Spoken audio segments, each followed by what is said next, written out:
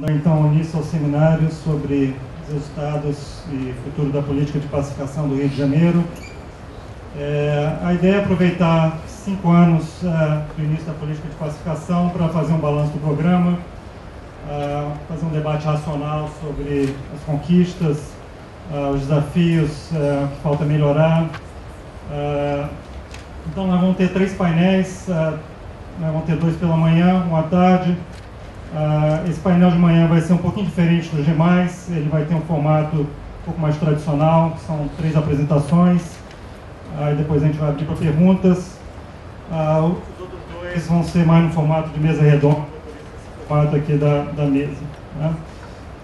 Então nesse primeiro painel nós vamos ter a participação da Joana Monteiro, a pesquisadora do IBRE, professor Cláudio Ferraz, professor do Departamento de Economia da PUC-Rio, e Cláudio Fristac, da Interp, diretor da Interp. Tá? Então, como a gente já está um pouquinho atrasado, já vou começar imediatamente passando a palavra para a Joana Monteiro.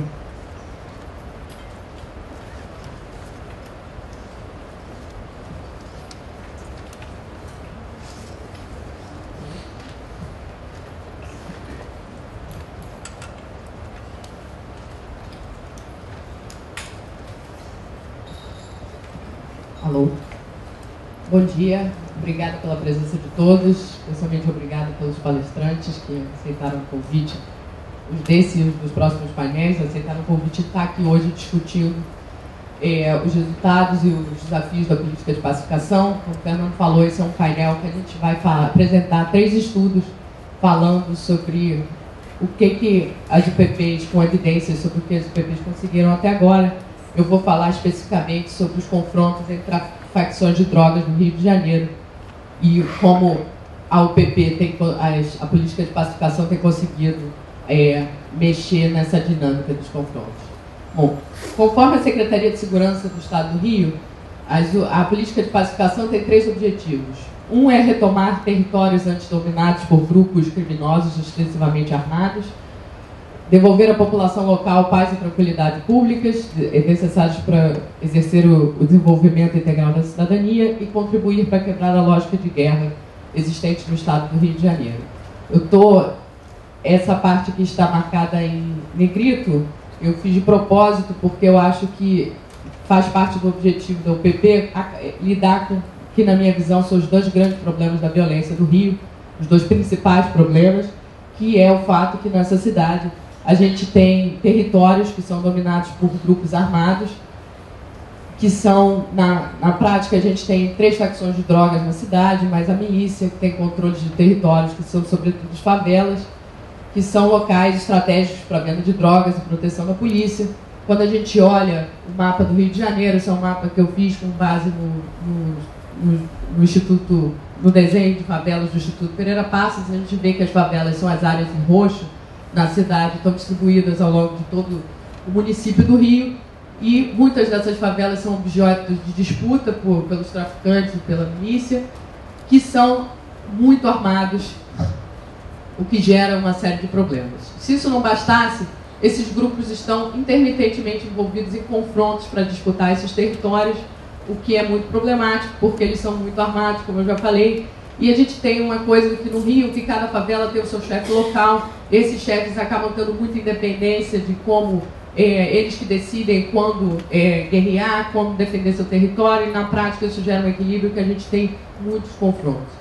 Então, o que a gente sabe sobre, antes de falar sobre as UPPs, eu vou falar um pouco sobre o que a gente consegue saber sobre esses confrontos.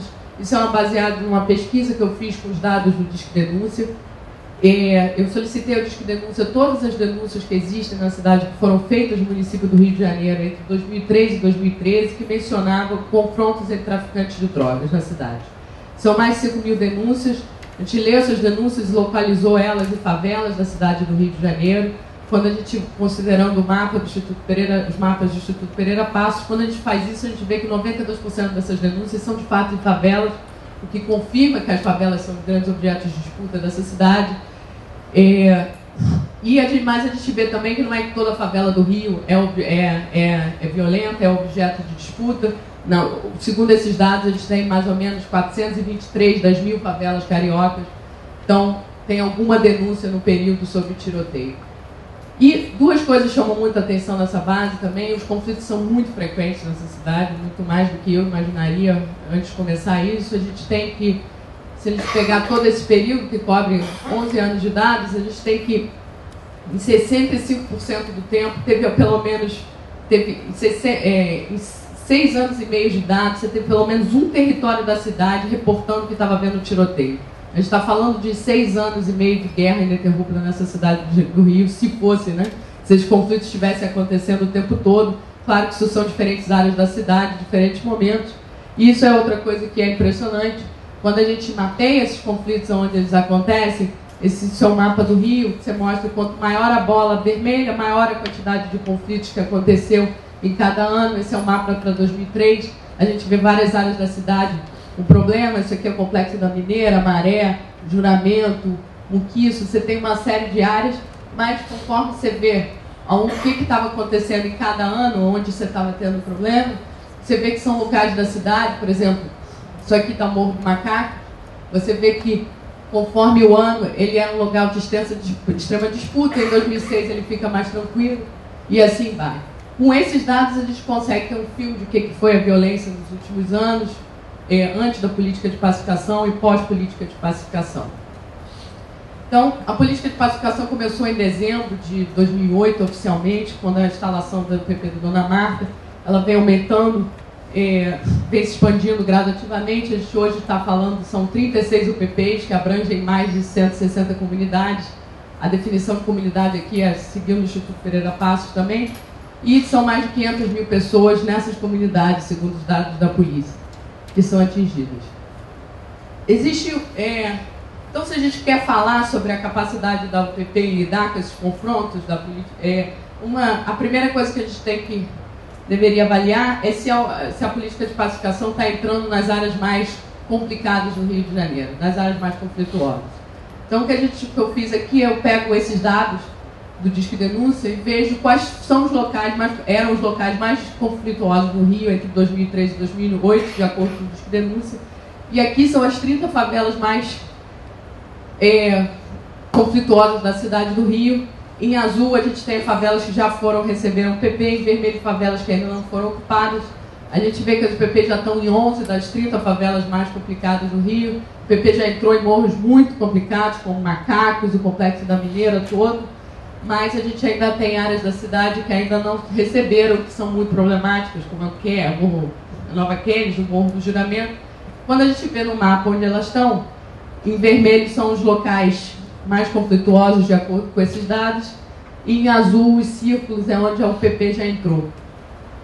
Então você vê que ela realmente já ocupou quase todos os lugares mais complicados da Zona Sul, sul da Zona Norte, ao redor do Complexo do Alemão, mas a gente ainda tem uma área expressiva da Zona Norte que é bem problemática, que ainda não recebeu, e também Realengo e Bangu.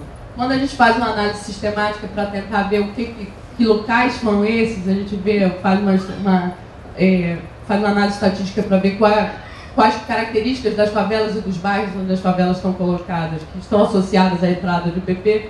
A gente vê que as UPPs estão indo sim para locais mais conflituosos, mas tem uma coisa que chama atenção, de fato as UPPs estão mais presentes em bairros com renda per capita mais alta, que é uma das críticas que existe à política, mas a política está ainda em expansão, não terminou, ela está andando claramente nessa direção, o importante é que ela chegue aqui e não pare. Bom, qual a capacidade da política de pacificação até agora de lidar com esses confrontos do Rio? Um dos objetivos é acabar com essa lógica de guerra. Então, e eles fazem isso ocupando a favela e com a ocupação policial permanente. Então, esse gráfico ele busca ver o que acontece nas favelas ocupadas. Eles consideram as 150 comunidades das 34 UPPs que já foram implementadas, e ele vê o número de denúncias que foram feitas em favelas ocupadas até a data de ocupação, que é 0, e após os 24 meses antes e depois da data de ocupação.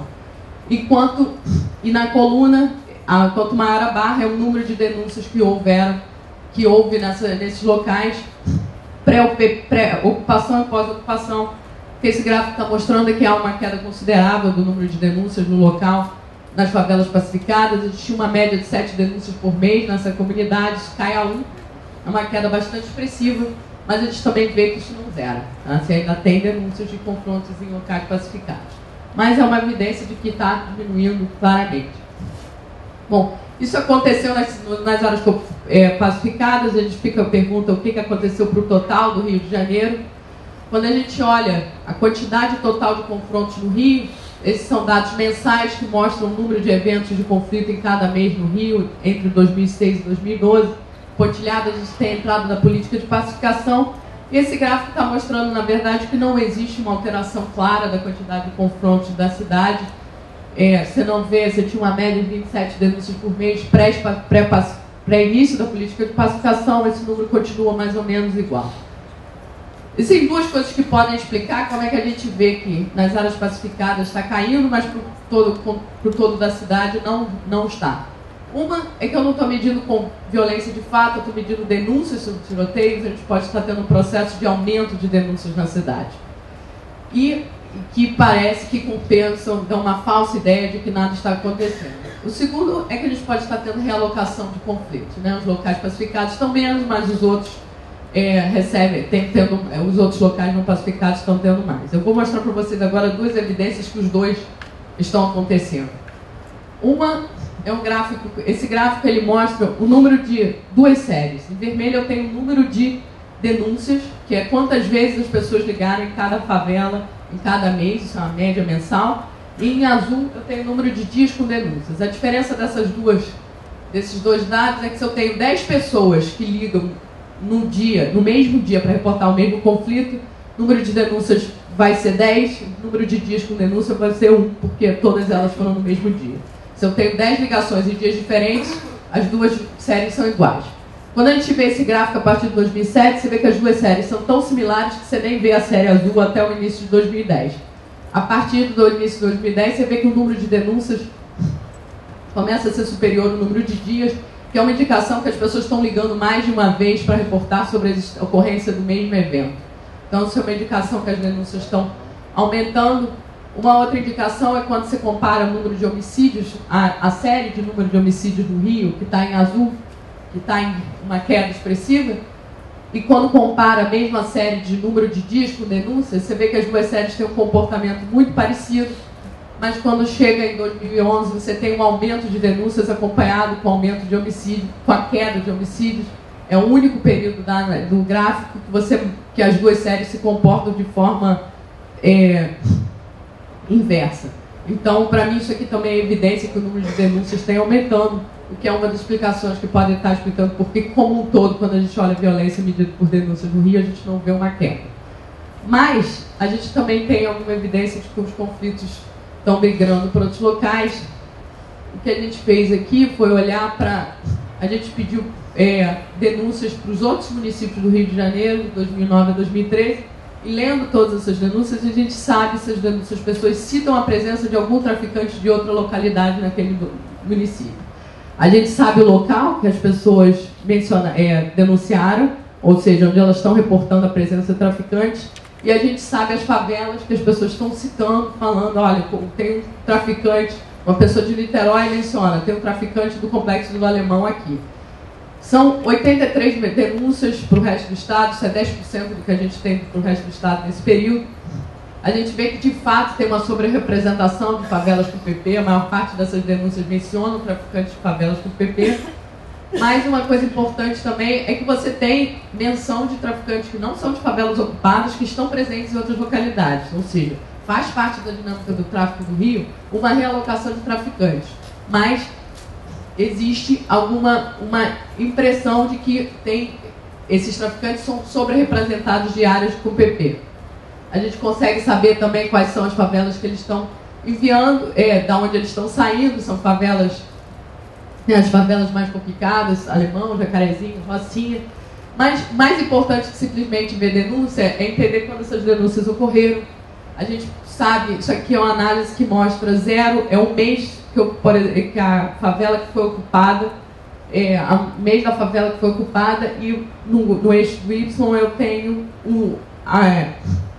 isso aqui, por exemplo, eu tenho o Complexo do Alemão, ele foi ocupado em dezembro de 2010, esse é o 0 para mim. E eu tenho um número de denúncias que citaram a presença de um traficante no Complexo do Alemão, nesse mesmo mês, no mês da ocupação, e nos meses posteriores à ocupação, a partir daqui, e os meses anteriores da ocupação. Então, o que esse gráfico mostra claramente é que a maior parte das denúncias que mencionam a presença de um traficante de área do PP estão ocorrendo no mês que a favela foi ocupada e no mês seguinte. Mas você tem alguma ligeira coisa acontecendo antes, mas isso para mim é evidência de que existe alguma realocação. Mas uma coisa que é importante nessa análise de realocação, que é uma coisa que faz parte de toda a discussão que a gente ouve hoje, é que ter a evidência de que tem um traficante de uma favela específica em outra comunidade não é suficiente para dizer que a política não teve efeito nenhum. A gente precisaria, para o efeito da política ser zero, a gente precisaria que a totalidade dos traficantes que saem de um local estão indo para outros locais. Infelizmente, a gente não consegue ver isso com os dados que a gente tem, porque a gente não sabe quantas pessoas trabalhavam no tráfico antes e após a pacificação. Então, existe alguma evidência de que existe uma realocação de pessoas, mas a gente não consegue dizer quão expressivo é isso. Então, o que eu mostrei aqui para vocês, eu espero ter trazido evidência de que a política de pacificação ela tem focado em favelas com muito conflito, ela não está só em favelas da Zona Sul que não tem problema nenhum, ela está focando em áreas complicadas, mas ainda tem uma parte expressiva da Zona Norte e Oeste que precisa ser objeto dessa política. A política de pacificação tem impactos positivos, ela diminuiu o tiroteio nas áreas ocupadas, mas ela não é o que a gente chama de uma bala de prata que acaba com o inimigo de uma só vez, né? A gente ainda tem conflitos em áreas ocupadas, como a gente está vendo vários exemplos, em algum jornal, e a gente vê que o número de denúncias como um todo na cidade foi pouco alterado, mas ao mesmo tempo a gente tem evidência de que tem mais denúncias e que a gente tem alguma realocação. E antes de eu concluir, eu queria só mostrar para vocês um exemplo de um outro estudo que eu tenho, que é para falar qual é o custo da gente não fazer nada em relação a essa política de confronto. Então, o PP é a política mais bem sucedida que foi feita nos últimos 20 anos para lidar com esse problema. E isso aqui é uma análise que eu faço com um colega de doutorado, o Rudi Rocha, que é de professor da UFRJ, que olha o impacto desses conflitos sobre as escolas municipais. A gente está falando pré-pacificação, no seu período de 2003 a 2009, que é a nossa análise, e a gente quer saber qual é o impacto desses confrontos recorrentes que tem entre as facções de drogas no Rio sobre as escolas. Por que a gente está olhando para as escolas? As escolas municipais do Rio são super expostas a esse tipo de conflito. A gente tem 46% das escolas do Rio estão até 250 metros de favelas, então elas são potencialmente muito afetadas. Quando a gente olha para o conteúdo das denúncias, a gente tem vários exemplos na cidade. Isso é um exemplo de uma denúncia, do disco de denúncia que a gente teve. Essa, por exemplo, ela menciona que tem 3 escolas próximas ao local de tiroteio, que o tiroteio é muito perigoso porque ele está ocorrendo na saída das escolas. Tem outra denúncia que fala que ocorreu um tiroteio em frente ao colégio, que 5 estudantes foram feridos e que o traficante atirou intencionalmente em direção à escola. Então, assim, existem várias evidências sugestivas de que tem um efeito. O objetivo desse trabalho era ver se existe um efeito sistemático sobre as escolas. O desafio de fazer isso é que a gente não pode simplesmente comparar escolas com ou sem violência, porque as escolas com violência são sistematicamente diferentes das escolas sem violência. As escolas com violência têm um perfil de alunos em desvantagem social, têm um perfil de professores de uma estrutura diferenciada. Então, esse aqui são 3 estatísticas que mostram que as escolas com violência têm um menor percentual de alunos que moram com pai e mãe, o menor percentual de alunos com mãe muito educada e o menor percentual de professores com pós-graduação. Então, o que a gente faz para lidar com esse problema é que a gente compara as mesmas escolas ao longo do tempo e vê se as escolas em anos que próximas a favelas problemáticas, e os alunos dessas escolas em anos que tiveram conflito têm um desempenho pior do que alunos da mesma escola em anos que não tiveram conflito. Quando a gente faz essa análise, a gente vê que isso é verdade. E esse efeito, a gente considera diferentes distâncias da escola à favela, a gente considera que a escola é exposta à violência dependendo da distância que ela está até a favela. Esse gráfico mostra como esse efeito varia conforme você vai aumentando a distância da favela. Basicamente, ele está mostrando para as escolas que estão dentro da favela. Esse ano que tem conflitos, os alunos têm uma pontuação de 6 pontos a menos na prova Brasil de Matemática. Conforme você vai incluindo escolas mais distantes, esse efeito começa a cair. E para escolas a mais de 500 metros na favela, esse efeito não existe. Então, isso aqui é só uma evidência que eu queria trazer, que é um dos custos que existem da gente deixar essa dinâmica de tiroteio, de confronto entre facções acontecerem no Rio. Isso é um custo social que mostra que a violência está adicionando ao problema dessas áreas, tornando o desafio de ensinar essas crianças ainda maior. E é uma coisa que eu queria. Então, política de pacificação, eu queria que vocês concluíssem. A minha mensagem aqui é uma frase que eu achei do Beltrame, que fala que a gente já conseguiu avanços, são grandes avanços, mas o problema é altamente complexo. A gente não pode esperar que a gente vai resolver o problema de uma vez só. Há muito que se evoluir, mas esse é o objetivo desse seminário, para discutir essas coisas. Obrigada.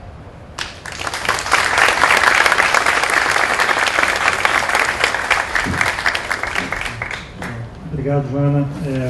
A Joana já fez um ótimo pano de fundo, mostrando toda a complexidade do problema, né?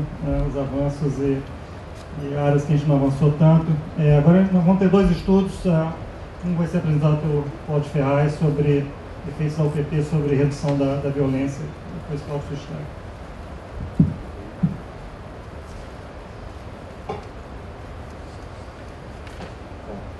Obrigado pelos organizadores, pelo convite, Fernando e Joana. Então, eu vou falar um pouco sobre esse trabalho, é coautorado com o Bruno Ottoni, que está sentado ali. E a Joana já apresentou um pouco o plano de fundo, já falou um pouquinho sobre o processo de pacificação dos objetivos, que quase todos nós sabemos. Talvez o objetivo aqui vai ser um pouco diferente. A Joana focou os resultados dela principalmente no conflito entre facções. O nosso foco aqui vai ser tentar medir o impacto que a pacificação teve sobre diferentes graus de violência e de criminalidade dentro das favelas e nas regiões ao redor dessas comunidades. Tá? Então, apesar que a gente também tem alguns resultados, dado que a Joana já convenceu a gente dos efeitos sobre esses conflitos, eu vou focar menos nisso e um pouco mais sobre outros tipos de violência que acontecem. Tá? E apesar que o conflito entre facções é muito importante para a gente entender a dinâmica de violência, eu vou focar em grande parte aqui também em uma das coisas que sabemos que é muito complicado, que é, por exemplo, mortes causadas por invasões policiais nessas favelas. Então, antecipo já que um dos principais efeitos das UPPs, quando a gente observa a dinâmica de homicídios que acontece no Rio de Janeiro, é a queda muito, muito, muito alta de, por exemplo, o que é chamado dos autos de resistência, né? Ou seja, mortes que são causadas por as incursões frequentes, não tão frequentes antes da UPP para a polícia estar lá, mas frequentes o suficiente para gerar morte para pessoas que estão e não relacionadas ao conflito. Então, dezembro de 2008, temos essa nova política no Rio de Janeiro, tá? De novo, o objetivo é controle do território. O que é importante aqui para a gente e vai guiar um pouco o que a gente vai estar fazendo é que essa política, as invasões elas são avisadas com antecedência e toda a nossa análise vai ser o que acontece quando efetivamente existe a invasão da polícia entrando na comunidade. É a partir daí que nós estamos medindo os efeitos do que a gente vai observar na comunidade. Tá? Então, quase toda a análise que a gente fez aqui, você também pode fazer ela para o estabelecimento formal da unidade pacificadora na comunidade. Os efeitos eles realmente acontecem a partir do momento em que a polícia entra nessas comunidades. Tá? Pouca coisa acontece, por exemplo, somente quando é anunciado, que é certo que algumas pessoas fogem. Tá? Então, o que a gente vai fazer aqui é comparar variação na criminalidade e violência, usando uma estratégia um pouco parecida ao que a Joana estava descrevendo. O objetivo é comparar o que acontecia antes da pacificação com o que acontecia depois da pacificação. Mas, para fazer uma avaliação de impacto, a gente não precisa só olhar antes e depois. A gente precisa, de certa forma, comparar com algum grupo de comparação que nos diria o que aconteceria caso a pacificação não tivesse acontecido. Por que isso é importante no caso do Rio de Janeiro? Porque, na verdade, a criminalidade e violência ela já vinha caindo. Né? Se você olha o que acontecia com a taxa de homicídios no Rio, mesmo antes da pacificação, ela já estava tendo uma queda significativa. Então, se a gente só olhasse para homicídio antes e depois, não teria como a gente distinguir o que aconteceria já de qualquer forma versus o que realmente foi o impacto da pacificação. Então, o objetivo desse trabalho, diferente ao que vocês, digamos, leem no jornal frequentemente, que faz essas comparações, a taxa de homicídio antes era tanto e depois é tanto, é comparar o que teria acontecido se a pacificação não existisse. Então, quero só que vocês tenham um pouco isso em mente. Então, eu vou mostrar aqui para vocês resultados de 3 análises diferentes. Primeiro, eu vou mostrar o que acontece com a atividade policial. Então, mostrar que realmente, quando a polícia entra nas comunidades, pessoas são presas, drogas são apreendidas, apesar que, de novo, esse não é necessariamente o objetivo principal da política, certo? O principal objetivo da política é controlar aquele território, mas a gente vai mostrar que pessoas são presas, diferente do que muita gente diz. Eu vou mostrar o efeito de crime e violência acontecendo dentro das comunidades e fora das comunidades. Tudo isso que eu vou fazer vai ser com dados do Instituto de Segurança Pública, então a amostra de comunidades pacificadas ela é relativamente pequena, comparado, digamos, à amostra total, tá? Mas eu vou mostrar ambos os resultados. No final, se tiver tempo, eu falo um pouquinho sobre essas outras medidas de disque denúncia, principalmente que eu acho que os resultados que a gente tem aqui confirmam um pouco o que a Joana estava falando, que eu acho que o que está acontecendo no Estado é um aumento significativo da confiança na instituição polícia. Você pode ver isso com várias medidas diferentes que a gente tem aqui. Então, o número de denúncias acontecendo tanto informalmente via disque denúncia, como formalmente através, por exemplo, de denúncias para a polícia sobre estupros, por exemplo, a gente observa um aumento significativo. Então, um pouco o resumo. Então, o que a gente vai estar fazendo aqui é analisando o que aconteceu até outubro de 2012. Então, não vai entrar aqui na nossa amostra que aconteceu em 2013. Então, são basicamente 28 unidades de UPP, aproximadamente 100 comunidades pacificadas e aproximadamente 3.500 policiais e...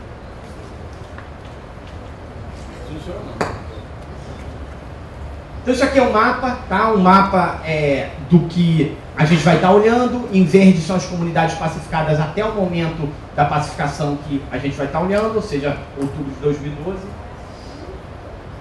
E em vermelho são o resto das comunidades, tá?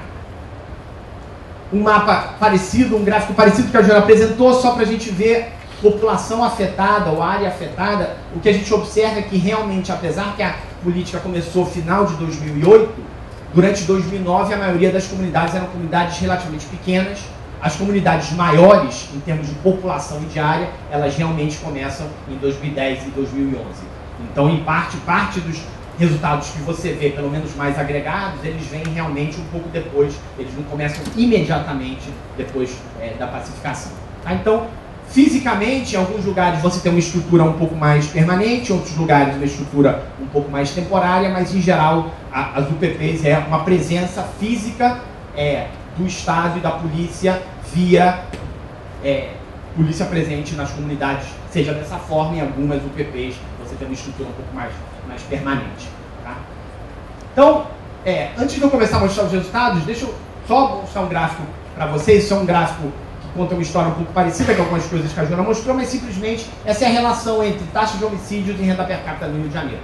A gente já sabe isso, tá? Isso aqui é para 2010, então isso mesmo depois, usando o censo de 2010, mesmo depois da pacificação, a relação é muito clara entre quem são os principais afetados pela violência diária no Rio de Janeiro. São as pessoas mais pobres, apesar que, óbvio, você tem tiroteios e violência acontecendo na Zona Sul, tá? As principais pessoas afetadas não são as pessoas da Zona Sul, como esse gráfico pode te mostrar.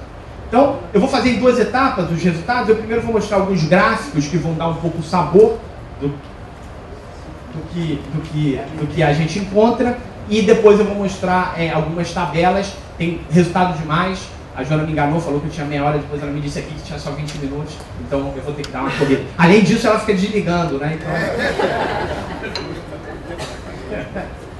Então vamos lá. Então, Primeira coisa, isso aqui apesar disso aqui não é o dado que a gente vai usar nas estimativas estatísticas, que eu vou usar dado mensal, aqui eu estou agregando por ano. A pacificação ela começa em 2008, tá? Isso aqui são prisões per capita, usando os dados do Instituto de Segurança Pública. Então, em vermelhinho são comunidades que não foram pacificadas, em azul comunidades pacificadas. O que a gente observa a partir de 2008 é um aumento significativo nas prisões feitas nessas comunidades, tá? Isso aqui inclui comunidades ou bairros ao redor dessas comunidades. Então, isso aqui é a primeira evidência. A presença da polícia tem algum efeito nessas comunidades, apesar que, como a gente lê no jornal, vários estudos de caso que alguns traficantes fogem, como a Joana também estava mostrando, tá? Existe um aumento das prisões sendo feitas nessas comunidades. Além do mais, existe uma diminuição significativa, isso aqui é uma medida do outro lado, que é desde o ponto dos policiais mortos em conflito, tá? Que não é a maioria, infelizmente a polícia do Rio mata mais, não infelizmente, mas ela mata mais do que morre, tá? Então o que você vê aqui com a pacificação é uma redução significativa de morte de policiais nesses conflitos, que também mostra que existe menos conflitos acontecendo. Essa é outra forma diferente de ver. Há menos conflito de polícia entrando temporariamente nas comunidades para ter um conflito direto. Então você vê que no 2010, 2011, 2012 é basicamente igual o número de conflito nas comunidades pacificadas das comunidades não pacificadas. Tá? Isso aqui é a apreensão de armas, tem uma queda também significativa. A maioria das vezes é porque os traficantes que fogem levam, na maioria das vezes, as armas consigo. Então, na comunidade pacificada depois é difícil de encontrar essas armas, tá? E aqui é uma evidência um pouco diferente do que a Joana mostrou, que é ver conflito entre facções, também usando as informações do Disque Denúncia, tá? Você vê que nos lugares pacificados antes da pacificação, esses conflitos eram significativamente mais altos, e depois da pacificação, que é essa linha azul, existe menos conflitos entre facções. Tá? Então, o resultado principal, que eu acho que é o que acontece no Rio de Janeiro, é uma queda significativa de homicídio a partir da entrada dos UPPs. Tá? Como é que a gente observa isso? Então tem duas formas de a gente ver isso. A primeira forma é eu simplesmente pegar e eu comparar delegacias de polícia que estão próximas de UPP em lugares pacificados e comparar com os lugares não pacificados. Então quando a gente vê isso, quando a gente observa aqui azul contra vermelho, o que eu estou fazendo é essa comparação. Duas coisas são interessantes nesse gráfico. A primeira é você ver uma queda o padrão da linha azul significativa comparada à vermelha. Mas a segunda coisa que é importante e interessante é que mesmo a linha vermelha ela também começa a cair a partir da pacificação. Tá? Então, ou seja, o que eu quero dizer aqui é que a taxa de homicídios na cidade do Rio de Janeiro ela caiu a partir da pacificação, mesmo em regiões não pacificadas. Tá? Não foi só nas regiões pacificadas, houve um efeito geral na cidade de redução de criminalidade, de aumento de segurança. Como é que a gente pode saber disso? Bom, uma forma de saber isso é olhar para essa linha roxa. Então, o que é essa linha roxa? É a taxa de homicídios no resto do estado, tirando a cidade. Então, a gente vê, como eu estava falando antes, que existia já uma tendência de queda generalizada no estado do Rio de Janeiro de violência. Aqui eu estou fazendo o gráfico desde 2005, mas você pode andar um pouquinho para trás, que essa tendência ela já existia.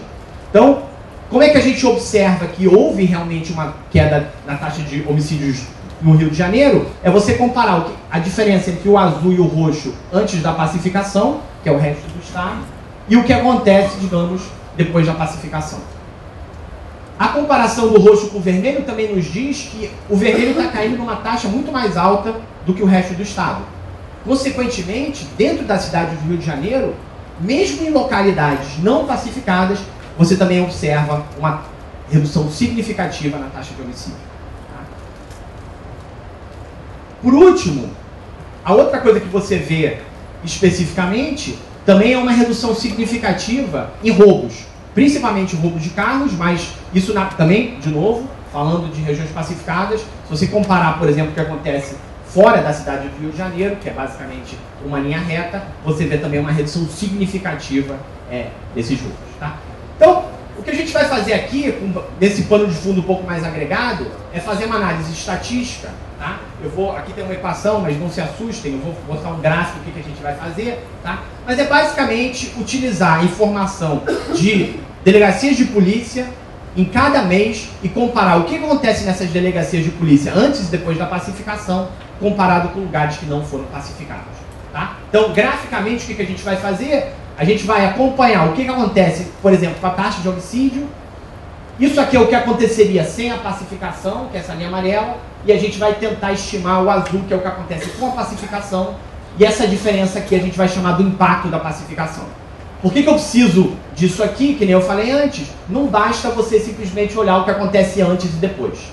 Tá? Olhando o que acontece antes e depois, você pode superestimar o verdadeiro impacto da pacificação, dada que essa queda já estava acontecendo. Então é importante você levar em consideração que a queda já vinha acontecendo e você tentar isolar o que já vinha acontecendo do que realmente é um efeito dessa pacificação. Tá?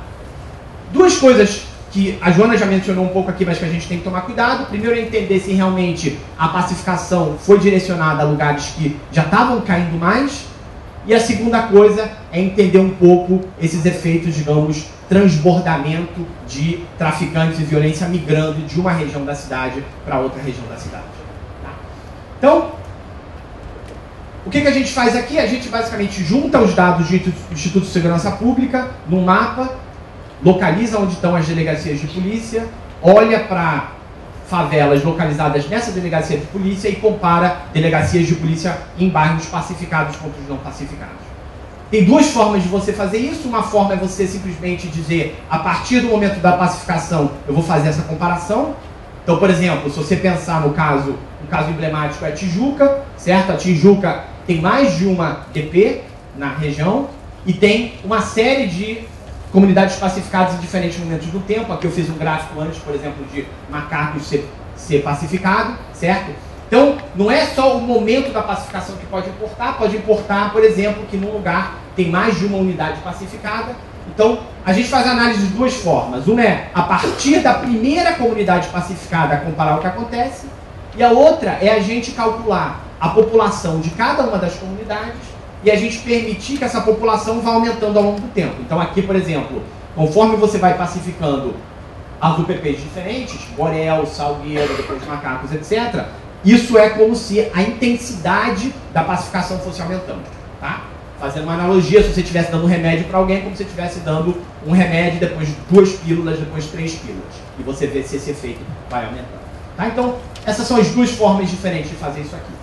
Antes de eu entrar nas tabelas e resumir os resultados, deixa eu só mostrar para vocês, usando os dados do censo, que apesar de ter algumas diferenças nas favelas pacificadas e não pacificadas, em algumas dimensões elas não são tão diferentes assim. Principalmente se você olhar, por exemplo, para a renda per capita. Tá? Então, apesar de se observar algumas diferenças, não é que a pacificação ela está em lugares que são muito mais ricos do que lugares que não estão pacificados. Na média existe alguma diferença, mas não é totalmente diferente essas comunidades. Tá? Então, o que a gente encontra, e eu vou resumir aqui os resultados em duas partes. Primeiro, o que a gente encontra dentro das comunidades, tá? Deixa eu resumir aqui um pouco. Primeiro, é um aumento significativo de prisões e apreensões de armas e de drogas, ordem de magnitude de 100% e 120%. Isso usando os dados do ISP das 18 comunidades pacificadas, comparando antes e depois. Uma redução enorme na taxa de homicídios dentro das comunidades, de 50%. Né? Ontem, por exemplo, tinha uma matéria no jornal falando sobre Santa Marta, não vê um homicídio há 4, 5 anos. Então você tem uma redução significativa de homicídios, mas como eu dizia, dentro da comunidade, o efeito ele é enorme nos autos de resistência. Então, basicamente, dado que agora a polícia está lá presente, a polícia deixa de entrar de maneira, digamos, violenta, e mortes ocorridas por essas invasões da polícia, elas basicamente vão a zero em quase todas as comunidades pacificadas. Como essa taxa era muito alta antes, isso tem um efeito muito significativo sobre a taxa de homicídios. Tá?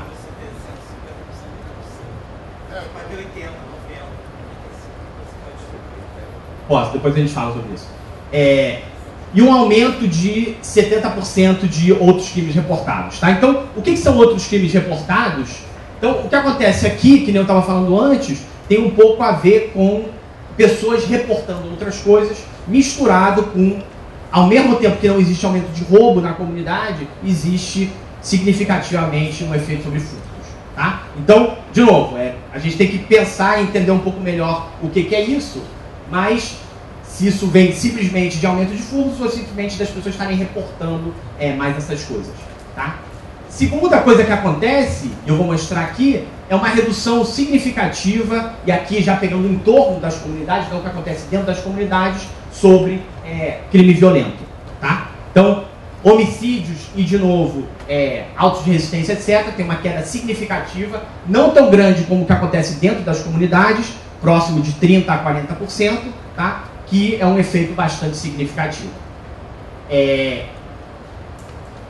o que eu queria enfatizar aqui um pouco é isso aqui, que eu acho que o que ele está representando, por exemplo, se você olha para o que acontece em termos de estupros, tá? É basicamente agressões, um aumento significativo das pessoas estarem reportando mais estupros e mais agressões dentro dessas comunidades. Eu acho muito difícil de um mês para outro, já que a gente aqui está medindo numa frequência muito, muito alta, você vê essas magnitudes de estupro aumentando. Então eu acho que toda a evidência aqui vai com que tem um aumento significativo de confiança na polícia e de as pessoas estarem reportando essas coisas. Tá? Uma coisa que é importante, só para acho que eu tenho tipo uns 2 minutos, a gente observa alguns padrões de substituição. Tá? E eu acho que o mais interessante, por exemplo, é quando você começa a abrir essas caixinhas de dados do Instituto de Segurança Pública, tá? E você olha, por exemplo, para roubo de carros, o que você vê é uma queda significativa em roubo de carros, próximo de 35%, 40%, mas um aumento, por exemplo, de furtos. Tá? O que faz sentido, ou seja, na verdade, não é que você está zerando completamente a criminalidade, você está observando uma substituição, mas num contexto tão violento quanto o contexto do Rio de Janeiro, é uma substituição que eu chamaria de saudável, no sentido de que há menos violência utilizada. É alguém quebrando a janela do carro para roubar uma bolsa versus alguém sendo assaltado com um 38 na cabeça para levar o carro. E isso, digamos, é uma diminuição significativa do grau de violência com que esses roubos estão acontecendo. Tá? Então, de novo, resumindo um pouco o que acontece nas regiões ao redor das comunidades pacificadas, os maiores efeitos, que eu falei, são esses efeitos de 60% a 70% de redução de autos de resistência, que são realmente muito grandes. Os efeitos de taxa de homicídio, eles são perto do total de uns 30%.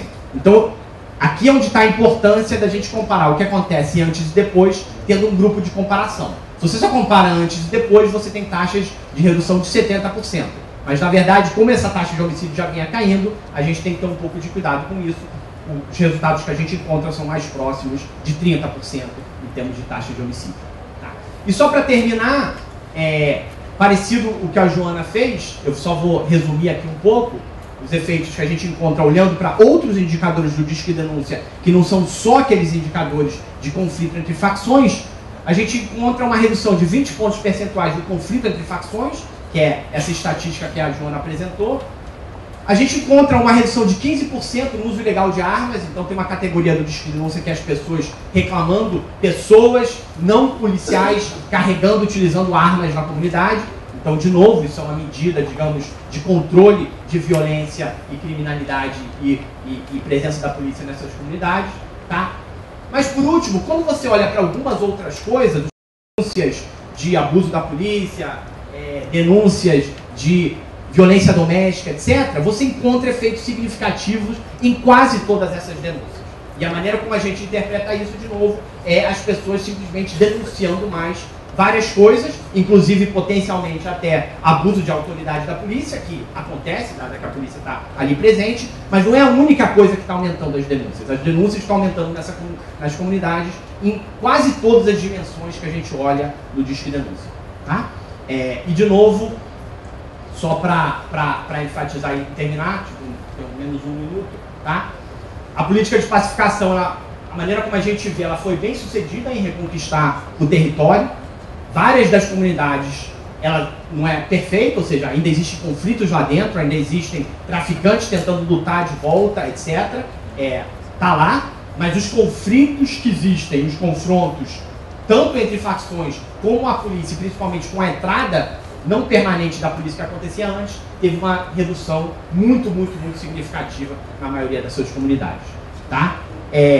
Eu só queria enfatizar duas coisas no final. A primeira é que o tráfico de drogas ele vai continuar existindo. Então essa percepção que a gente tem que as UPPs deveriam acabar com o tráfico de drogas, eu acho que ela é equivocada. Ele vai continuar existindo. E o importante, na verdade, é não ter alguém carregando essas armas que são letais dessa forma como eram antes. Então, o objetivo aqui não é necessariamente acabar com o tráfico de drogas, é você ter o monopólio e controle dessa violência absurda que existia antes. Segundo, que eu acho que é fundamental, e ao longo do dia espero que seja debatido, que a sustentabilidade do longo prazo vai depender dos investimentos sociais. Isso aqui é uma intervenção que ela acontece, você é capaz de reduzir a criminalidade, mas na verdade você precisa que todas as outras políticas sociais venham junto com essa redução, educação, saúde, saneamento e oportunidades, principalmente para os jovens, de forma que essa norma social do jovem de que ser bandido é um negócio legal seja modificada. Ou seja, os jovens, existe toda uma geração de jovens nessa comunidade que a partir de agora vão crescer sem ter escutado um tiro, e o importante é você conseguir mudar essa norma social para que esses jovens não vejam a bandidagem como algo que seja, digamos, interessante de ser seguido. Então eu acho que o foco aqui é combinar e a sustentabilidade via investimento social e realmente conseguir mudar essa norma, e acho que vai ser muito interessante daqui para frente ver o que acontece com essa nova geração que cresceu sem essas balas. Obrigado.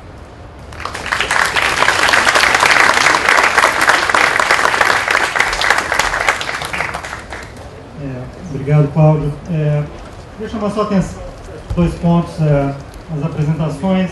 Tanto a Joana como o Cláudio acho que deixaram bem claro que os dados que têm sido produzidos no Rio têm sido muito importantes, né? Disse denúncia, né? O Zeca Borges está aqui, a Instituto de Segurança Pública, né? Paulo Teixeira. Então, eu acho que, além da política de pacificação, acho que tem uma mudança, talvez não tenha o devido crédito ainda, que a qualidade dos dados tem sido produzidos e permitem que estudos como esse sejam feitos. Tá? Então, acho que, sem dúvida, é importante. E o Cláudio também já deu uma espécie de uma prévia do que vem por aí. Então, o próximo painel vai discutir exatamente essa questão, se a retomada é suficiente ou não, quais são as outras dimensões da política de segurança que têm que ser levadas em conta na pacificação, e toda a questão de investimentos sociais e sustentabilidade, isso aí vai ficar para a parte da tarde. Tá? Então, agora vamos olhar um pouco a dimensão econômica da pacificação com a apresentação do Cláudio Fristac sobre o impacto sobre o preço de imóveis. Bem, bom dia para todos vocês. Em primeiro lugar, é um prazer estar aqui. Obrigado pelo convite. Joana e o pessoal do IBA. Em certa medida, o que eu vou falar tem muitas coincidências ou convergências, digamos assim, como foi apresentado tanto pela Joana quanto pelo Cláudio Ferraz. Nós estamos olhando não apenas para o preço dos imóveis, um pouquinho também para a criminalidade e um pouquinho também sobre a distribuição de riqueza na cidade. Tá? Esse trabalho, na verdade, ele precede um pouquinho o trabalho de vocês. Esse trabalho está sendo feito em duas etapas. Uma primeira etapa, sobre a primeira fase, digamos assim, da introdução das UPPs, as primeiras 18. Estamos agora conduzindo uma segunda rodada, não temos ainda os resultados, mas em grande medida os resultados. No que diz respeito, certamente, a questão da criminalidade converge com o que nós acabamos de ouvir, até porque não poderia ser tão distante assim, que na realidade nós fazemos um pouco da mesma coisa, ou seja, tentamos responder a contrafatual, né? Quer dizer, o que teria acontecido na ausência dele. Né? Então, em certa medida, a pergunta é fundamentalmente a mesma, obviamente uma questão um pouquinho mais. Meu coautor, o Benjamin, estava nessa época no departamento de pesquisa do Federal Reserve, lá em Nova York, e agora está na Universidade de Nova York, no Stern School e no CIE. Então, desde 2008, bem, isso aí todos vocês já sabem um pouco de uma repetição. Passou a ser executar uma nova política baseada em ocupação permanente, territórios monopolizados por grupos armados, ocupação cidadã por meio de estruturas denominadas de PPs. O estudo abarca o período de janeiro de 2007 e até agosto de 2011. No final do período se encontrava em operação 18 PPs. A localização dos PPs foi determinada por uma conjugação de fatores, né? São relacionados com o sistema metodológico, relacionados à necessidade de estabelecer perímetro de segurança para as instalações da Copa do Mundo e Jogos Olímpicos, para os corredores críticos, transportes e zonas turísticas.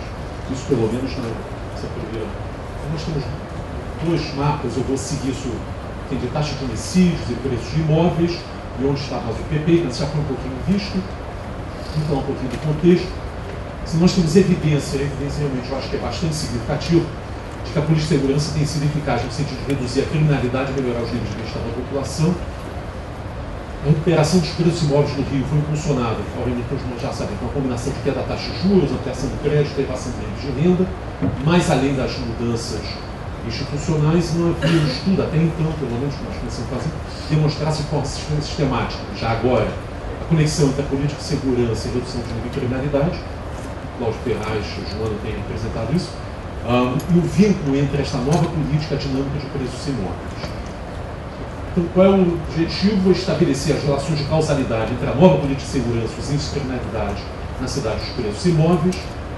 E nós temos o problema do preço imóveis, como todos vocês imaginam, é qual é o preço. Não existe preço de transação, praticamente impossível de ter esses dados, nós temos diferentes maneiras. Então nós temos suporte, na verdade, uma base robusta de dados de preço imóvel no Rio, fornecidos pelo ZAP, né? E também as informações disponibilizadas pelo ISP.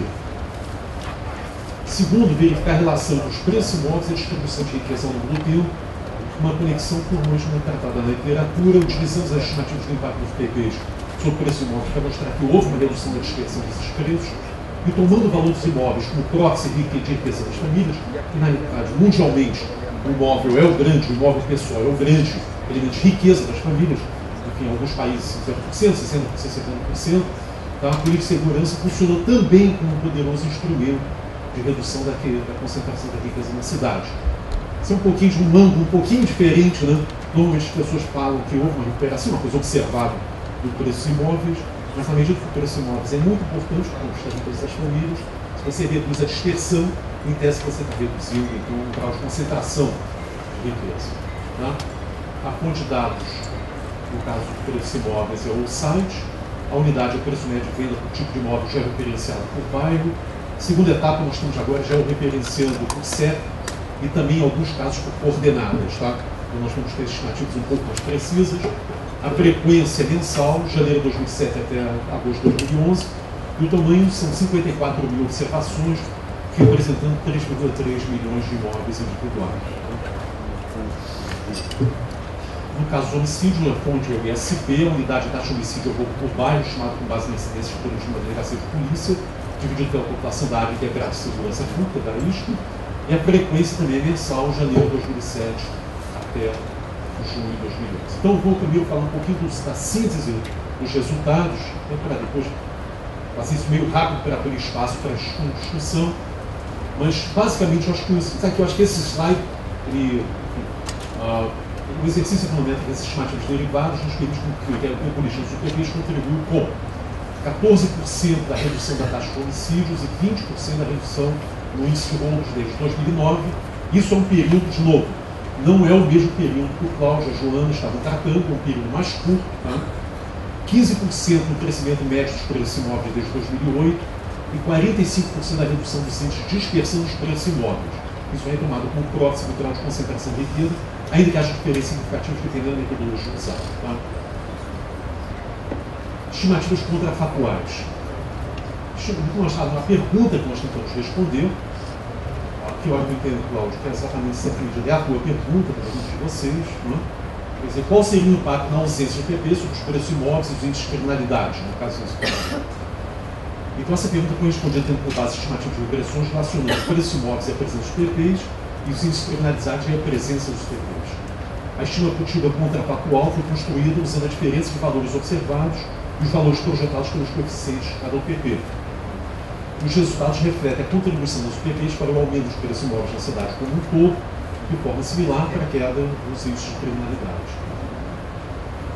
No caso da desigualdade, os dados possibilitam conduzir um exercício adicional relacionado com o impacto das PPs e o grau de dispersão. Essa abordagem é consistente com o fato que parte considerável da riqueza das famílias está no valor dos seus imóveis, nós já falamos isso. Nós temos um gráfico que mostra essa diferença, exatamente um pouco que aquela seta do Cláudio Ferraz nos mostrou anteriormente, no fundo, que é você mostra a redução da dispersão com e sem e na ausência das UPPs, né? Qual seria a trajetória e qual foi a trajetória de fato, digamos assim, observada das UPPs, as implicações para a política pública. Eu acho que, enfim, retomando o tema que já foi dito aqui, acho que existem poucas dúvidas, pelo menos na minha cabeça, na cabeça de muitos pesquisadores, que o impacto, o efeito das UPPs foi muito significativo. Quer dizer, não foi marginal nem do ponto de vista da criminalidade e certamente não do ponto de vista da riqueza das famílias, né? A política da UPP é bastante eficaz para reduzir a criminalidade na cidade do Rio e restaurar o valor dos imóveis. Um corolário importante é que a violência urbana tem um efeito muito significativo na distribuição do valor imobiliário. Quer dizer, nós tínhamos uma espécie de uma desconfiança forte sobre isso, mas na realidade os dados são bastante conclusivos. Com toda a probabilidade, este deve ser um fenômeno observado não só no Rio de Janeiro, mas para também cidades e metrópoles afetadas por elevados níveis de violência. Nesta perspectiva, os critérios de localização das UPPs deveriam passar a contemplar prioritariamente os índices de criminalidade. Obviamente, isso é uma dinâmica de expansão das UPPs, mas isso é uma das implicações, né? Do ponto de vista do bem-estar das famílias, do bem-estar da sociedade, esse critério seria talvez o mais relevante, né? Colocar as UPPs onde os índices de criminalidade são maiores. Em síntese, uma política de melhoria da ordem pública tem ramificações que vão muito além da provisão de um nível básico de segurança, pois afeta o bem-estar das pessoas, a riqueza das famílias, a distribuição dela ao longo dos tempos. Nós fizemos um pequeno epílogo e nós conseguimos dados georreferenciados por coordenada de latitude para cada domicílio em uma comunidade especificamente. Eu acho que isso daí, aí o dado é ainda mais impactante quando você olha a coisa georreferenciada, não por bairro, mas por domicílio. Então, vou fazer um pequeno epílogo, né? Nós temos realizado com experiência para 18 PPs, desde junho de 2011 foram acionadas mais 18, né? Nós temos as 36, a maioria na zona norte do Rio de Janeiro, no eixo oeste, no entorno do complexo alemão e mais recentemente na zona sul e centro. Nosso entendimento projeta um total de 40 PPs até 2014. No caso do Vidigal, nós conduzimos um novo exercício especificamente para o Vidigal, nós tínhamos esses dados para o Vidigal, após a instalação do PPs, e também com base de dados georreferenciados fornecidos pela ZAP. Né? Os resultados são claros, uma vez mais, demonstram o impacto positivo da UPP no preço dos imóveis. Nós fizemos esse exercício, que eu creio que seja bastante impressionante. Não sei se, vamos ver aqui, se é possível enxergar, mas enfim, a localização da UPP está aqui. Isso aqui é a distância da UPP, o aumento dos preços, isso é em quilômetro, né? Quilômetros, perdão. Então, 1 quilômetro, o aumento médio, também usando, enfim, a contrafatual que é da ordem de 26%, 27%, e assim vai e reduz-se.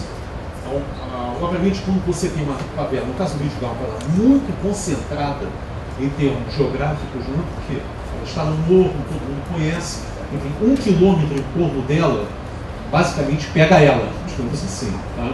Como um todo. Então, eu acho que é interessante.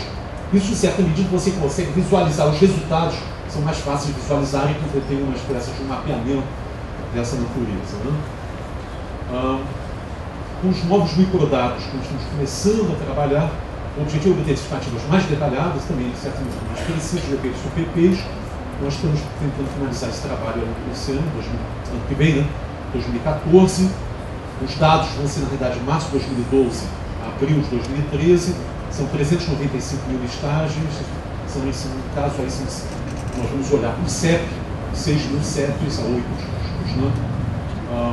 Aí nós temos algumas estimativas, mas eu acho que é importante termos o debate, a discussão.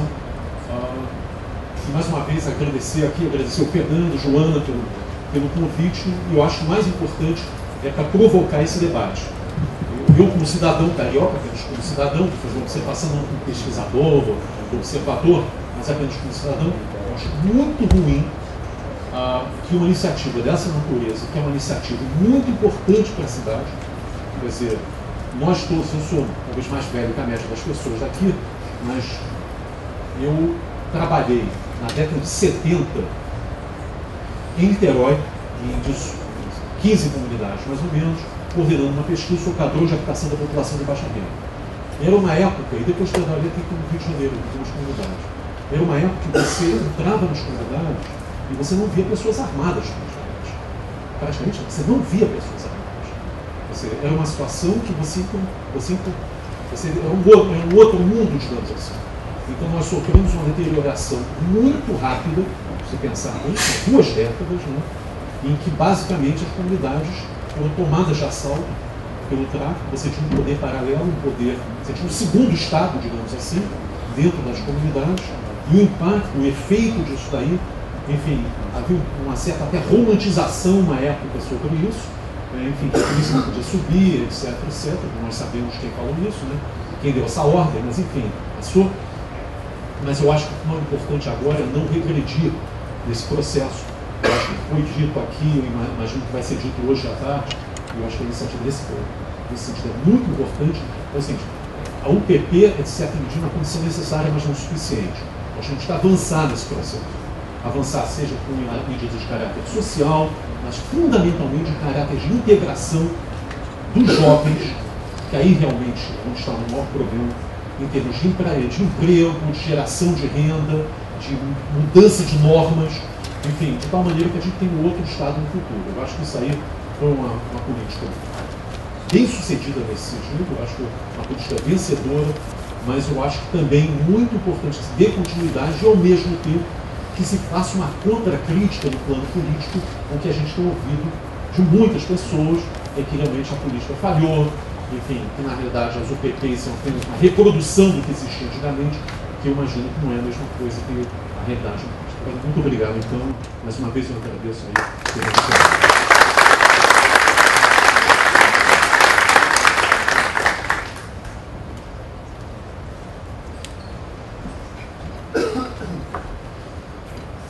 Obrigado, Cláudio. Cláudio acabou fazendo uma apresentação mais curta, então, como ele falou, então eu queria deixar mais tempo para debate. Acho que a gente pode abrir um espaço para algumas perguntas. Vou pedir que as pessoas que queiram fazer perguntas se identifiquem. Aí faça pergunta de pé, por favor.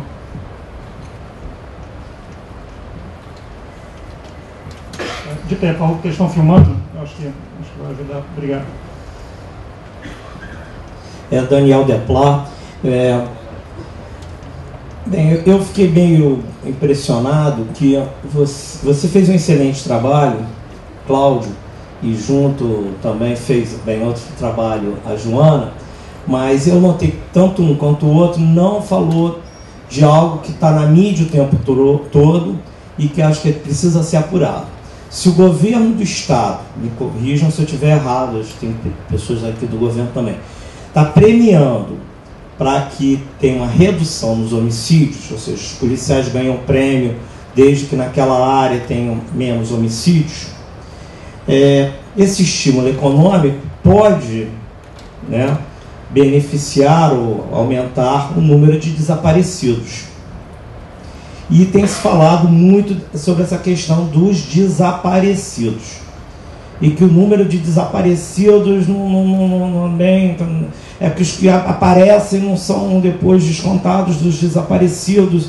Bem, isso fica uma coisa pantanosa, absurda e estimula tudo isso, ou seja, estimula mais desaparecidos. Ou seja, como é que está essa questão dos desaparecidos? Os desaparecidos de fato desapareceram, quantos desaparecidos voltaram e ninguém quer saber disso, a justiça não quer saber disso, o governo não quer saber disso, a sociedade não pressiona isso e eu não tenho a menor dúvida que vamos ter vários Amarildos em sequência, 2, o 3, o 4, porque os Amarildos sempre existiram.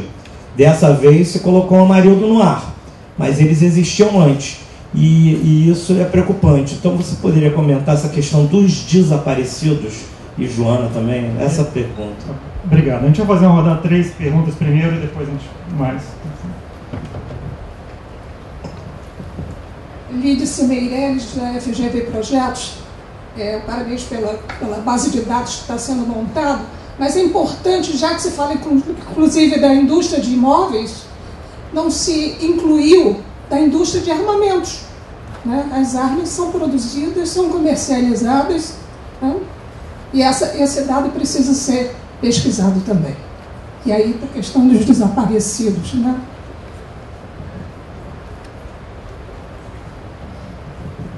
Bom dia, o Coronel Paulo Teixeira, diretor-presidente do ISP. Na verdade, eu não vou fazer uma pergunta, eu estou me colocando à disposição para ajudar a dar resposta sobre essa relação de desaparecimentos, homicídios, autos de resistência no Rio de Janeiro. Mais uma.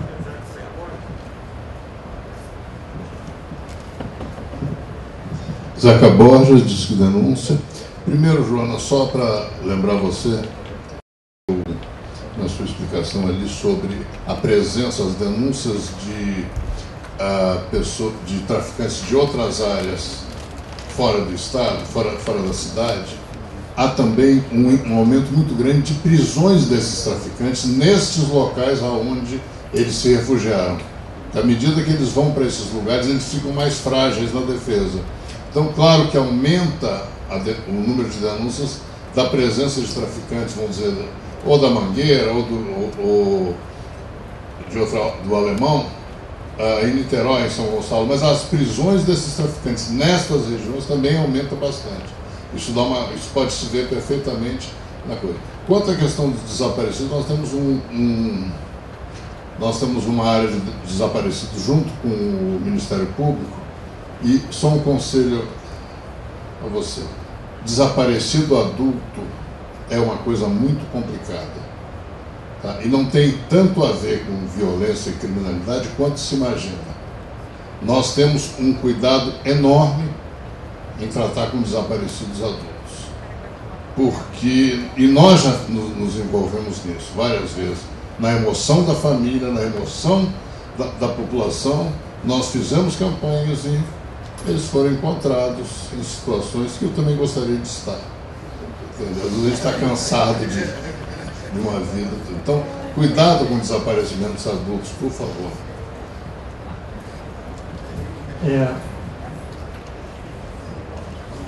Vamos começar aqui. Então tá, vamos passar a palavra aqui. Não sei se o Cláudio quer responder.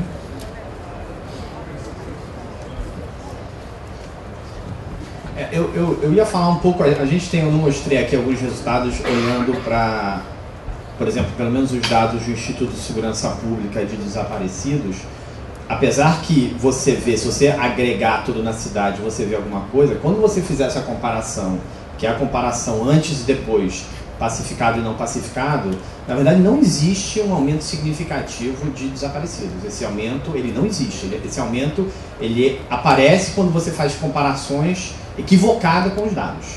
Quando você compara, por exemplo, o que acontece em comunidades pacificadas, em comunidades parecidas, e você faz análise antes e depois, não existe um aumento significativo desses desaparecimentos. Então aqui eu estou falando só como pesquisador do outro lado, que pega já o dado pronto. Eu concordo que é uma dinâmica que é importante de ser observada e estudada. Existe evidência, por exemplo, no caso não brasileiro, como no caso da Colômbia, que quando o Uribe começou a premiar cabeças da Farc, né, ou seja, campesinos eram sequestrados de um lugar e encontrados do outro lado da Colômbia, porque os militares ganhavam um prêmio por isso. Então isso é complicado. Porém, eu sinceramente, eu não acredito, olhando para os dados, em que há um aumento enorme em desaparecidos, muito diferente da dinâmica do que acontecia antes no Rio de Janeiro. O que eu acho, eu vou ser bem sincero, é que na verdade não é totalmente óbvio para mim que os desaparecidos que desapareciam causados por ações da polícia antes nessas comunidades fossem muito maiores desaparecidos que aconteciam causados por ações, seja da milícia ou seja dos traficantes. Os famosos micro-ondas, etc. A quantidade de desaparecidos que a gente não sabe, de gente que desapareceu causado por a presença desses grupos nessas comunidades, é enorme. Vai ser muito difícil para nós, como os pesquisadores, separar o que era causado desaparecido antes e diminuiu, e se a polícia aumentou, etc., porque a gente não tem dado para isso. Certo? Vai ser muito difícil realmente a gente fazer esse cálculo. Eu estou completamente de acordo que, como política, tem que estar de olho nisso. Eu acho, inclusive, complicado essas premiações, mas a gente também tem que olhar, e a gente às vezes esquece um pouco, qual era o grau de violência que existia realmente nessas comunidades antes, né? E o que realmente estava acontecendo em várias dimensões que às vezes são esquecidas. Olhando para a indústria de armas, eu concordo, a gente também é outra área em que, como pesquisador, eu adoraria ter dados disso. É muito complicado você realmente ter dados de fluxos de armas, de onde que vêm as armas, qual foi o efeito das UPPs sobre isso, etc. O que a gente vê concretamente com os dados do Instituto de Segurança Pública é que os policiais estão apreendendo menos armas nessas comunidades, tá? Isso, ou algumas já foram apreendidas com a entrada das UPPs, outras foram realocadas quando os traficantes estão indo embora para outras comunidades. Mas é uma coisa que é realmente, infelizmente, muito difícil de observar. Bom, eu vou me abster de falar sobre desaparecidos, porque é algo que eu desconheço, depois quero passar a palavra para o Paulo Teixeira responder a respeito. Sobre armas, eu compartilho a opinião do Cláudio, que eu acho isso super importante. É impossível de pensar que a gente vai mexer na dinâmica desses grupos armados sem falar e mexer com armas, mas infelizmente a gente sabe muito pouco a respeito, a gente não tem muitas informações, e de qualquer forma o objetivo aqui desses estudos era avaliar o impacto das UPPs aqui no Rio de Janeiro. Eu acho que não tem como falar de armas sem falar como o Brasil como um todo, sobre fronteiras e uma série de coisas. Sobre prisões e denúncias, eu acho que, na verdade, eu tive minhas dúvidas de quanto que eu ia apresentar aqui essa parte, porque, na verdade, é muito perigoso apresentar isso de forma perdida, assim. Primeiro que a gente, quando vê esse número de denúncias, a gente não sabe quão representativo é isso, né? A gente não sabe.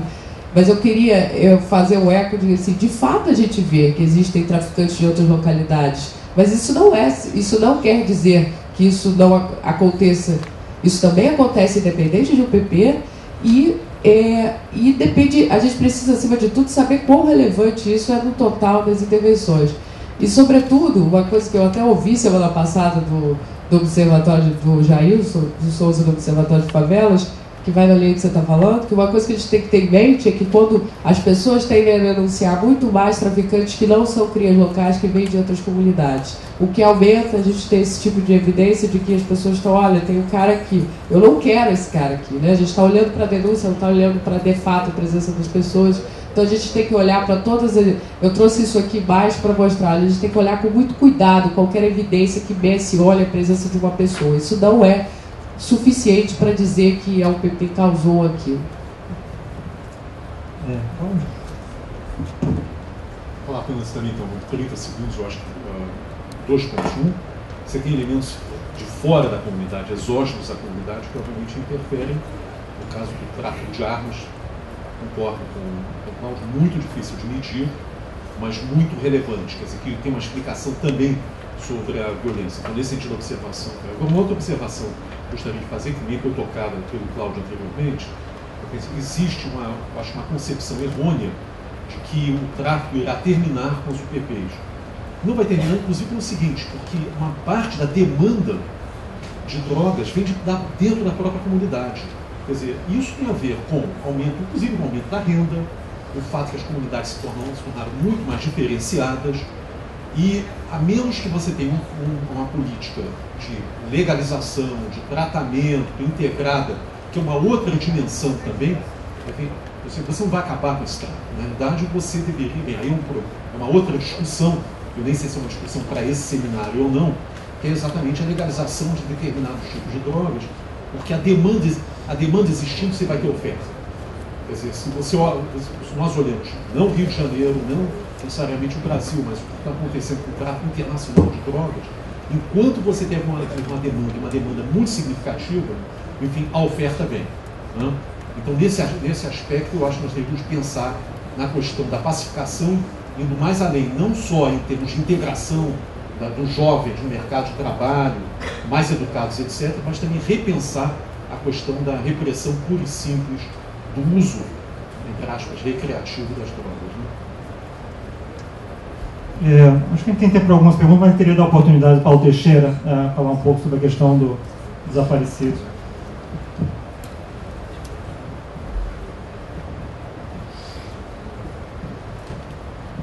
Obrigado.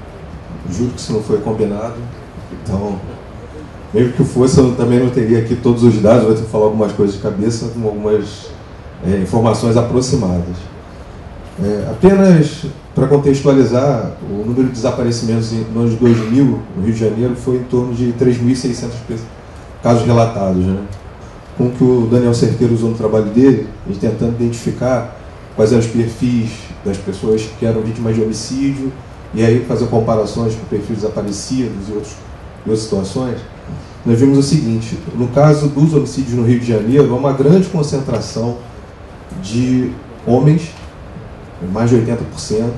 Quando a gente olha no caso dos desaparecimentos, essa distribuição é mais equilibrada entre os sexos. Então você tem em torno de 60% de homens e 40% de mulheres. Bem diferente do perfil do homicídio. Quando a gente vai olhar por faixa etária, o perfil também é bem distinto. Há uma grande concentração, no caso dos homicídios, do morto jovem, em torno de 18 até 29 anos.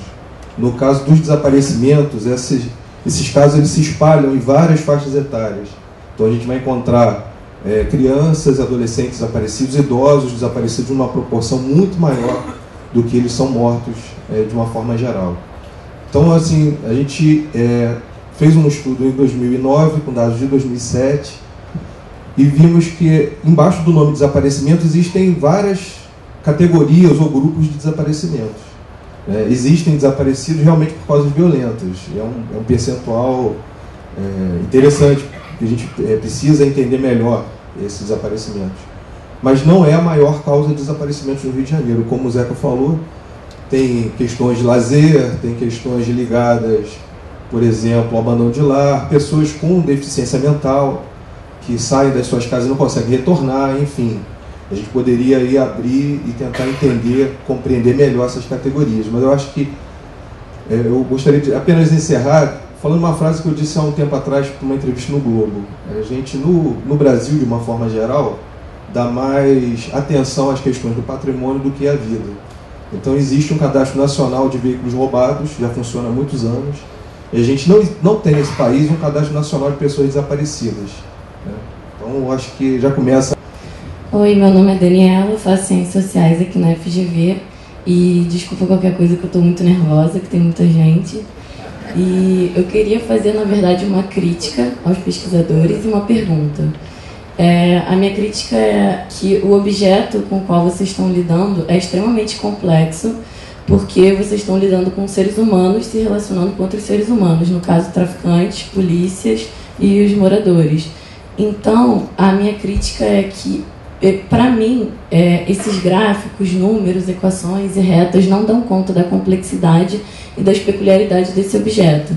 E a minha pergunta está ligada a essa crítica, que será que se vocês tivessem utilizado outro método de pesquisa, como, por exemplo, uma pesquisa de campo, que é o que a gente costuma fazer nas ciências sociais, e não utilizando esses dados como do ISP, que estão preocupados só em manutencionar o poder do Estado, será que vocês não teriam outros resultados e conclusões desse objeto? Será que as pesquisas de vocês não teriam outros resultados completamente diferentes se vocês não tivessem utilizado outro olhar sobre esse objeto?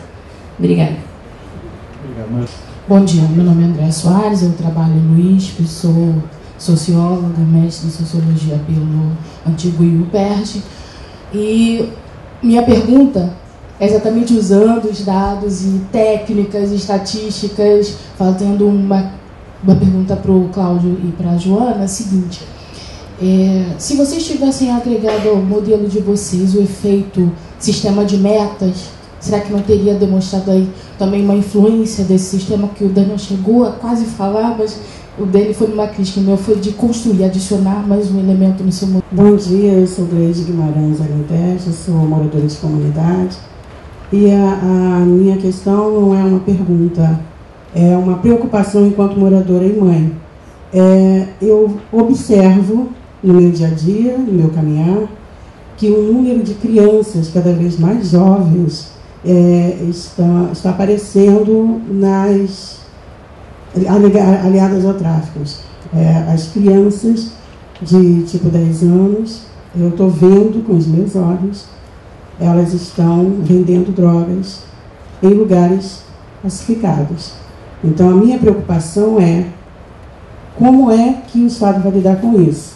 Porque eu estou vendo crianças que perderam total respeito pela autoridade policial e estou vendo policiais desorientados levando pedrada. O meu medo é que se repita uma nova chacina de Candelária. Bom dia, meu nome é Wesley, sou aluno da IBAP. Eu tenho uma pergunta para a Joana e para o Cláudio Ferraz. Eu não estava aqui no começo, mas você falou sobre o conflito entre as facções. Eu gostaria de saber de vocês, que são pesquisadores, se vocês procuraram saber realmente a campo qual é a influência da cultura de cada uma dessas facções em todas as favelas do Rio de Janeiro. A minha percepção, sou morador também de uma, lá no bairro existem duas facções rivais, e de um lado da comunidade você percebe uma cultura completamente diferente em relação a crimes, do outro lado da comunidade. Eu queria saber se tem alguma influência social de cada uma das facções e como o Estado está avaliando isso com relação aos índices de criminalidade na cidade. Obrigado. Então, vou começar com o Cláudio.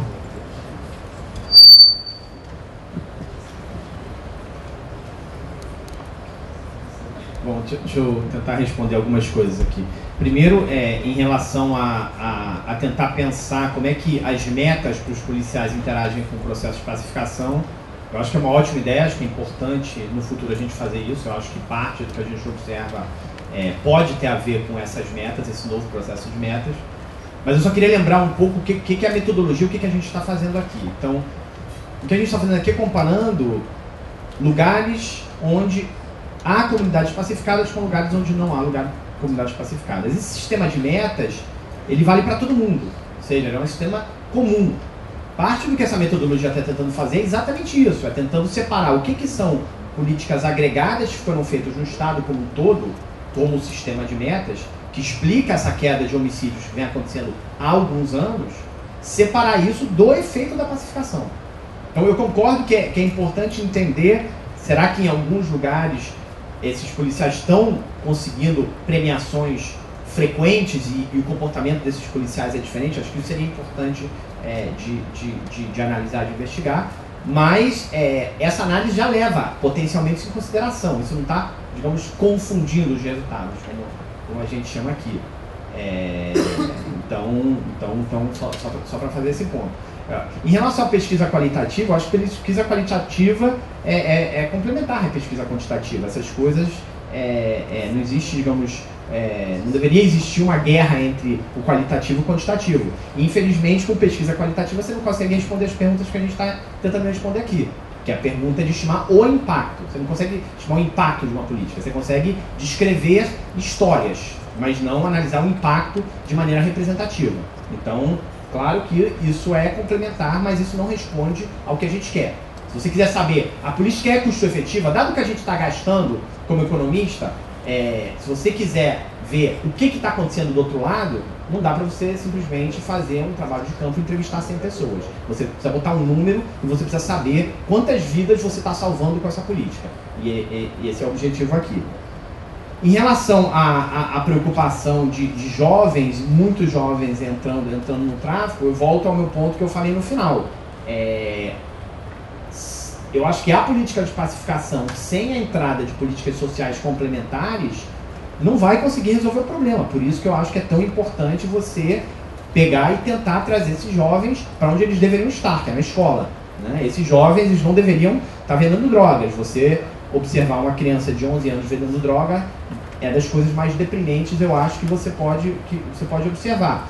Então, isso só mostra o ponto, eu acho, que vai ficar para o debate, infelizmente eu vou ficar para tarde, que a política não é suficiente, né? Não é suficiente para isso. Você está, na média, resolvendo parte dos problemas, mas você precisa mudar totalmente o comportamento e a percepção das pessoas em relação ao que uma criança e um jovem deveria estar fazendo da vida.